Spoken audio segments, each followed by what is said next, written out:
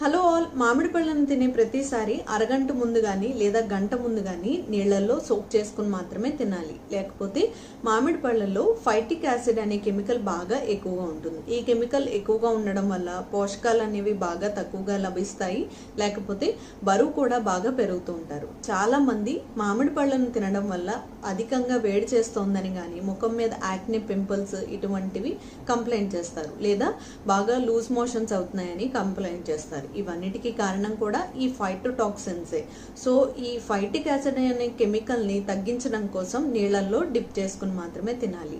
ఇలా కనుక తిన్నట్లయితే మామిడి పండులో పీచు పదార్థం అంటే ఫైబర్ ఎక్కువగా ఉంటుంది. దానివల్ల మలబద్ధకం అంటే కాన్స్టిపేషన్ ని కూడా తగ్గించుకోవచ్చు. లేకపోతే చర్మానికి ఇంకా జుట్టుకి చాలా బాగా ఉపయోగపడుతుంది. ఇంకా మరెన్నో ఉపయోగాలు ఉన్నాయి. మామిడి పళ్ళల్లో చాలా పోషకాలు అనేవి ఎక్కువగా ఉంటాయి. కాబట్టి రైట్ వేలో